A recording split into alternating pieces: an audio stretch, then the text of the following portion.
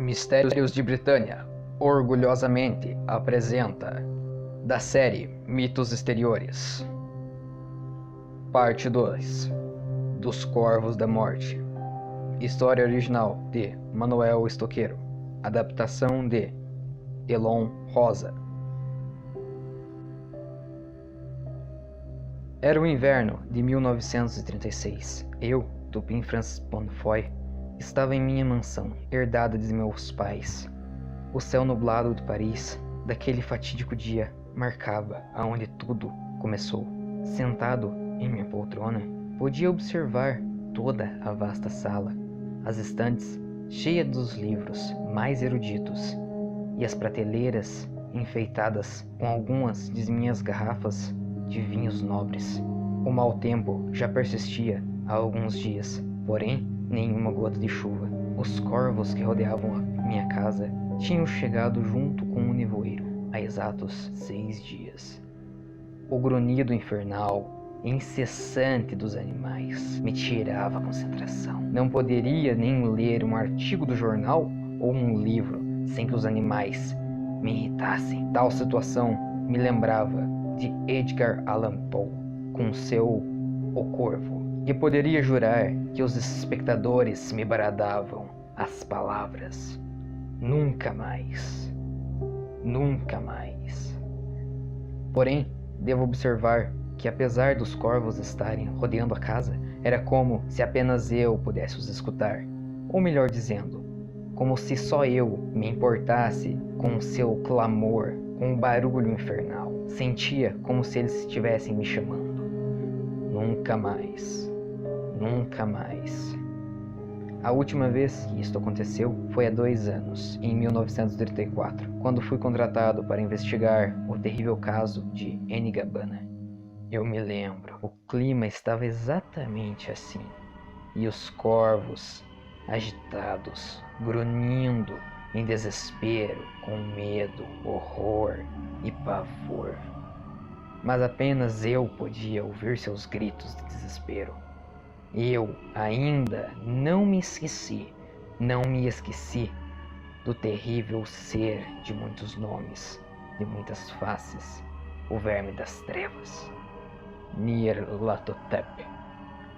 Talvez tudo pudesse se repetir outra vez. Ele poderia estar próximo. Talvez meu destino fosse ser perturbado pelo sobrenatural. Ao momento de meu raciocínio, fui interrompido pelo bater da porta. O relógio marcava as 9h05. Meu mordomo já abria a porta quando eu me levantei. Pelos 5 minutos de atraso, eu sabia que quem estava entrando em minha residência era Dominic Johnson, um homem de físico alto e robusto que tinha a péssima mania de se atrasar 5 minutos, mesmo que não percebesse. Fazia de forma inconsciente. Ele era um ex-piloto das Forças Aéreas Britânicas. O homem entrou demonstrando o seu jeito, levemente rude. Porém, fazia isso de forma proposital. Sempre tivemos muitas discussões, provocadas por nossas personalidades, deveras distintas. Mesmo uns 5 minutos de atraso, Dom foi o primeiro a chegar para nossa reunião anual. Nós nos conhecemos na Batalha de Somme, durante a Grande Guerra. Nós éramos o esquadrão de número 304 do 1º Exército Francês. Durante a Grande Guerra, a organização das tropas era tão confusa que um mesmo batalhão chegava a falar 4 ou mais línguas. Eu era um médico que tratava do físico e do psicológico dos soldados, até que eu precisei deixar o campo de batalha por causa de um tiro que tomei no peito. Depois do trauma, decidi seguir a vida com algo que me trouxesse prazer: ser um detetive. Isso sempre foi um sonho. Eu só cursei medicina por pressão de meu pai. Porém, com o velho morto, eu estava livre, sem querer me gabar, mas eu era ótimo exercendo o meu ofício, tanto de médico quanto de detetive. Antes que pudesse chegar à porta, ouvi uma voz que não era nem de meu mordomo, muito menos de Dom. Ao me aproximar, me deparei com outro amigo, pelo qual também esperava, Joey Estoqueiro. Italiano magro, trajando um fino terno. Apesar de nunca conversarmos sobre tal assunto, creio que Joey seria um pouco mais afortunado do que eu. Demonstrava grandes conhecimentos sobre finanças, bebidas, literatura das mais nobres e eruditas, além do conhecimento nas mais diversas áreas da ciência, histórias, arte, política, tudo ao qual apontava para uma rigorosa formação acadêmica que nunca cessou. Posso dizer que as únicas áreas a qual eu o superava eram medicina e biologia. Nas demais estávamos empatados, senão ele era melhor. Todo o seu conhecimento o tornava um ótimo companheiro para as mais diversas conversas e devaneios. Não obstante, ele mantinha discrição sobre como obtivera tal fortuna. Nunca falava sobre seus pais, muito menos sobre seus familiares, amigos ou qualquer pessoa, com exceção de nós que participávamos das reuniões anuais. E por mais que fosse questionado, o italiano sempre desviava do assunto com uma impecável oratória. Não podendo ser diferente, a primeira coisa que Dom fez ao entrar foi cumprimentar-me com um firme aperto de mãos, enquanto comentava o quanto eu era snob. Ora, Francis, você realmente não perde o seu jeito. Mesmo com todo esse dinheiro, insiste em ficar nessa casa centenária, simplesmente por ela ser da alta nobreza, e deixa toda essa velharia de jarros, pinturas e outras coisas expostas para que todos os visitantes possam ver. Depois, ainda se incomoda quando eu te chamo de um narcisista meticuloso. Suas especulações eram algo que me incomodavam. Porém, estaria mentindo se discordasse de suas palavras. Descreveu bem. Creio eu que seria um desperdício vender a casa. Seu valor histórico é muito maior do que o valor do imóvel. Porém, o valor que eu, particularmente, atribuo à construção nobre por ser uma herança de meus ancestrais é muito maior. Completei em tom arrogante. Quanto a Joey, já estava com uma de minhas garrafas de vinho na mão, procurando um abridor na estante. A indelicadeza do italiano passava despercebida aos meus olhos, pois sempre em nossas reuniões anuais ele levava um de seus melhores vinhos e nunca deixara de me presentear com nobres antiquarias, raras obras literárias, algo, penso eu, comum entre dois cavalheiros da nossa altura. Já eram 9h43. E ainda não havia chegado mais ninguém ao nosso encontro. Bem, pelo jeito não vai vir mais ninguém. Nossos companheiros, os que não morreram em decorrência das sequelas ao longo de todos esses anos, já estão muito debilitados. Outros moram muito longe e não têm condições, mas há alguns que simplesmente tiveram alguns empecilhos ou não confirmaram que viriam. Bem, o fato é, de todas as nossas reuniões anuais, essa espantosamente foi a que mais teve ausências, comentou Joey após ter esvaziado a 6ª taça de vinho. Aposto que foi por causa do Francis. Quase ninguém gosta dele. Alguns ainda têm pavor, falou Dom novamente em tom provocativo. Ora, não seja rude, Dominic. Não seja ridículo. Eu sempre estou presente em todas as nossas reuniões.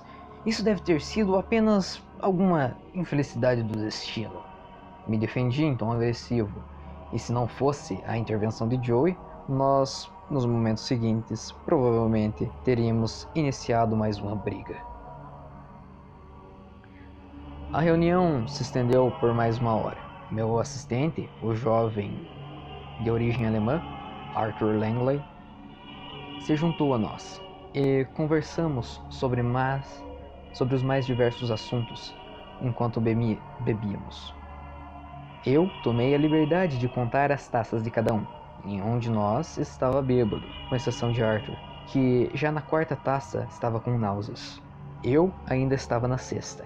Joey tinha acabado de terminar a 9ª. E Dom sempre me surpreende.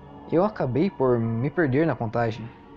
Porém, cito que ele sozinho tinha quase acabado com 2 garrafas.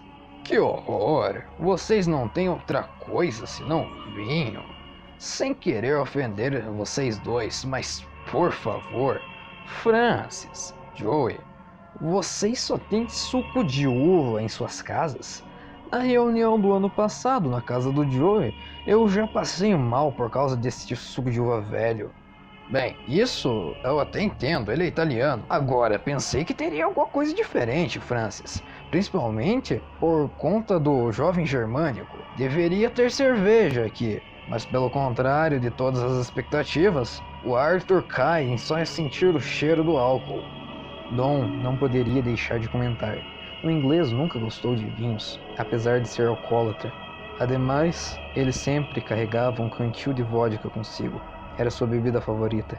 Porém, antes que alguém pudesse responder o comentário, a campainha tocou. Pelo horário, nós não esperávamos mais ninguém. Então, obviamente, não poderia ter sido um de nossos companheiros. Cuidadosamente levantei-me e dirigi-me à porta.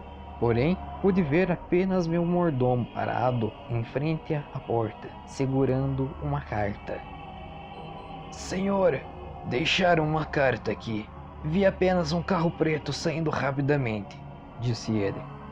Ora, dei-me a carta e vai higienizar as mãos. Isso é muito suspeito, pode acabar sendo uma correspondência envenenada. Falei já colocando uma luva de borracha. Posso dizer que não é a primeira vez que alguém tenta me matar.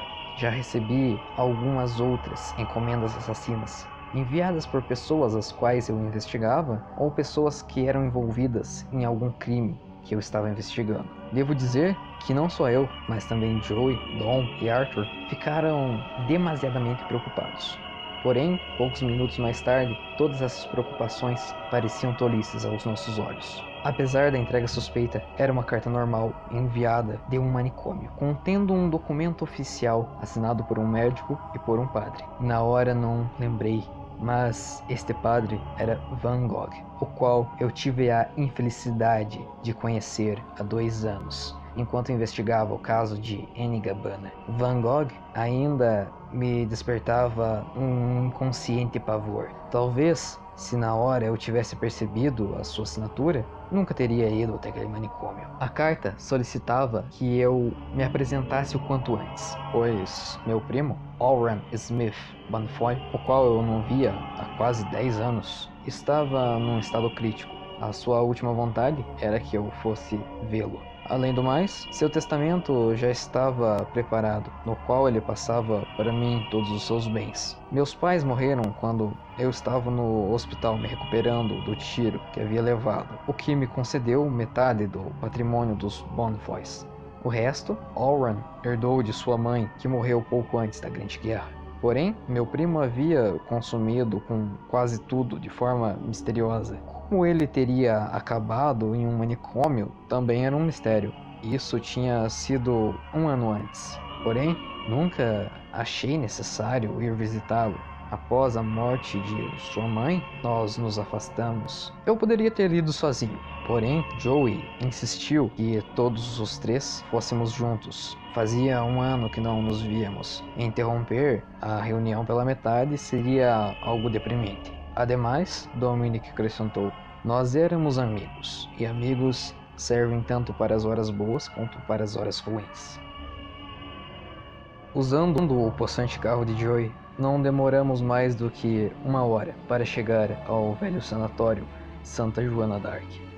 Ao bater na porta, fomos recepcionados por uma enfermeira, que nos conduziu pelo sanatório. Digo que é difícil para homens normais e de mente despreparada como nós mantermos a calma e a compostura em um local como aquele. Descrevo que os pacientes em estado mais grave ficavam amarrados em camisas de força, em celas, como se fossem animais selvagens.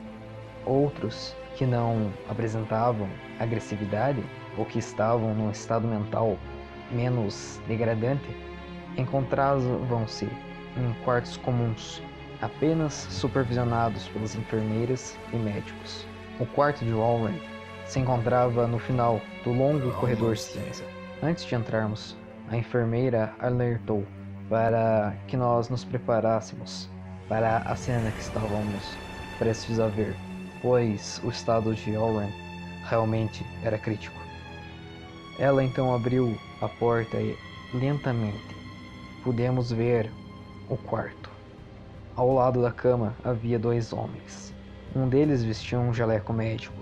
Já o outro, eu me lembrei de seu rosto na hora que o vi.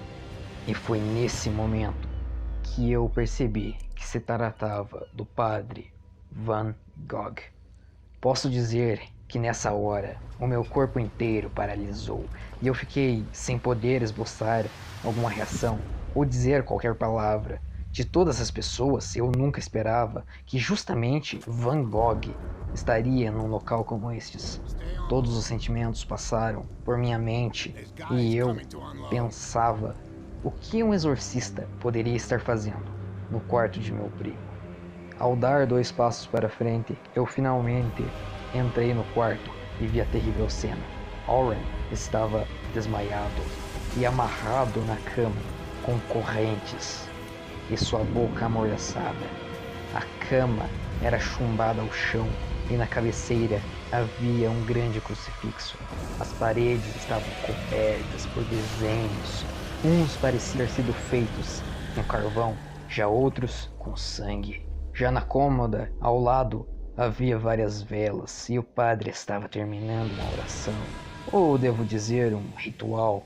Seja lá qual for a situação, o médico se aproximou de mim e, após me apresentar, ele conduziu-me até a sua sala para aguardarmos Van Gogh terminar suas bênçãos. Lá, em sua branca e mórbida sala, ele prosseguiu de uma forma nada discreta, dizendo que meu primo já estava à beira da morte. E mais, ele como médico não sabia como Oren ainda poderia estar vivo em suas condições, e muito menos como ainda poderia ter raros momentos de lucidez. Mas e o porquê daquelas correntes? Isso não é exagero? Afinal, ele é apenas um homem. Indaguei a macabra cena. Bem, nem eu sei como dizer isso, mas o paciente conseguiu arrebentar as cordas que colocamos da última vez. O seu estado é completamente desconhecido para a medicina. Creio que é impossível diagnosticá-lo corretamente. E, bem, é uma doença misteriosa, desconhecida. Eu nunca vi nada parecido. Os músculos de todo o seu corpo misteriosamente ganharam uma força sobre-humana e de todos os seus surtos, algumas semanas atrás, ele acabou quebrando alguns ossos por várias vezes, tentando se soltar das correntes. A força muscular é muito superior à resistência óssea e à própria resistência das cartilagens. Isso nos fez precisar imobilizá-lo por completo para que não quebrasse mais nenhum osso ou deslocasse alguma junta. O médico dirigiu até os arquivos e pegou um de seus relatórios sobre o paciente, a meu pedido. Queria ver pessoalmente suas análises. E enquanto eu lia a extensa ficha, ele prosseguiu. Creio que seja algum tipo de doença genética que estimula a produção de proteínas e o crescimento dos tecidos musculares, porém provoca uma taquicardia e falta de ar por conta dos músculos precisarem de muito mais oxigênio e bombeamento sanguíneo. E o que era para nutrir e oxigenar o cérebro acaba indo para o tecido muscular, causando uma degradação mental contínua. Acho pouco provável. Nossa família nunca apresentou um caso parecido. Talvez possa ser uma bactéria, ou talvez um vírus, ou quem sabe até mesmo uma droga desconhecida. Perguntei, mais interessado na doença do que na saúde de Warren. Dificilmente. Eu fiz todos os experimentos usando ratos e não é transmitível. No caso de uma droga, seria impossível. O paciente está aqui já há 1 ano e nenhuma droga poderia ter um efeito tão prolongado e que fosse se agravando conforme o tempo. Deveria ter o efeito contrário. Bem, Então até poderia ser uma combinação genética rara, mas nunca vi nada parecido. Pessoalmente, ainda creio que seja uma droga.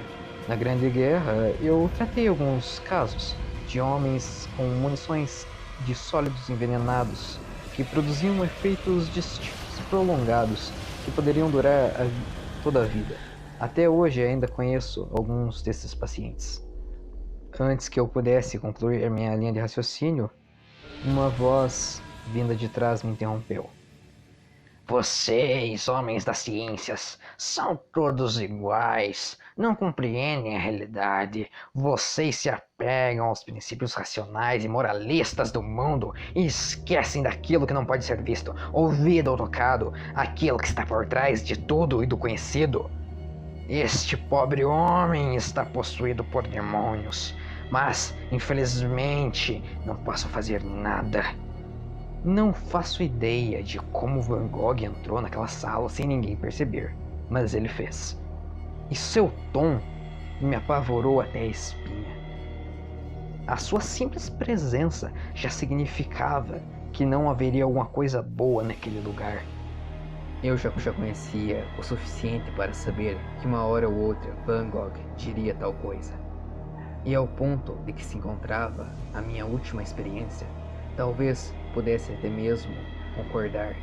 De fato, tinha perdido meu ceticismo no caso de Anne Gabbana. Aquilo foi demais para qualquer homem são. Eu passei 3 meses recluso em meu quarto, sem contato com o mundo exterior, até conseguir me recuperar. E até hoje, eu não voltei a ser o que era. Bobagens, demônios não existem, exclamou o médico, claramente irritado com a interrupção do velho padre. Aaron acordou. Ele quer conversar com o Sr. Francis. Prosseguiu o inútil exorcista, ignorando o doutor. Voltando ao quarto, dessa vez sozinho, eu percebi agora 2 janelas, pelas quais via o ambiente externo, tão acinzentado quanto o interno. Lá fora, os corvos agitados estavam empoleirados nos galhos das árvores secas, como espectadores grasnando e estremecendo. Nunca mais, nunca mais. Eles tentavam me dizer algo, porém, a insignificante mente humana nunca poderá compreender a complexidade da linguagem desses formidáveis seres. Eu sabia que eles queriam me falar que algo estava prestes a acontecer, porém, não entendia. Dupin! Exclamou uma voz rouca e seca. Aaron estava em uma situação de plena desgraça. Seus lábios ressecados podiam pronunciar algumas sílabas. Sua pele amarela se encontrava em tal estado que mal dava para dizer que ele era humano. Por favor, ouça bem. O que eu tenho para lhe dizer é muito importante. Eu não consegui fazer isso por conta própria e preciso que você termine para mim. É a única forma de minha alma poder descansar em paz. Ele falava como um condenado no corredor da morte, prestes a ser executado. Não tenho tempo para explicar, mas eu escrevi tudo em meu diário enquanto estive aqui. Ele está no armário. Francis, eu não sou louco. Você acredita em mim, não é? Você tem que acreditar. Você é a única pessoa a qual eu confio. Você tem que impedir o sacrifício, pois eu falhei. Ele me pegou. O maldito faraó negro me pegou. Aaron realmente estava louco. Ninguém podia negar isso. Por favor, mesmo que não acredite em mim, vá até minha casa em Lyon. Você vai ver as provas lá. Só porque eu tive uma experiência direta com o sobrenatural não significava que eu acreditava em qualquer fábula perturbada. Só porque fantasmas existem não significa que eu vá acreditar no louco de Aaron ou em concordar com os métodos brutos de Van Gogh. Já disse que é um fato que Oren estava em um estado grave de debilidade mental. O que prosseguiu de sua boca foram frases sem o menor sentido. Em certos momentos, hediondas palavras pagãs, como Cthulhu, Azathoth, Tsugunt, Nyarlathotep. Esse último eu reconheci.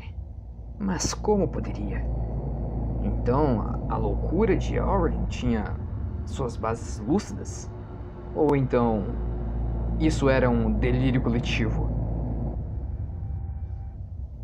Neste momento, os corvos intensificaram o seu negro clamor e Oren gritou: "Ele está aqui!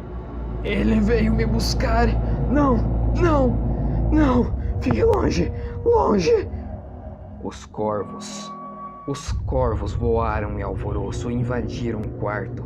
Um número imensurável entravam pelas janelas, batendo-se uns nos outros em pleno ar, e eu me lancei ao chão. A porta foi aberta por Dom e Joey, que ouviram os gritos. Joey deixou escapar um só som: "Dios mío!" E em meio àquela nuvem infernal de mensageiros das trevas, eu vi, só por uma fração de segundos, que me pareceu toda a eternidade enquanto durou, um homem negro, em uma túnica branca, ao lado da cama, sorrindo, com uma expressão demoníaca de desdém.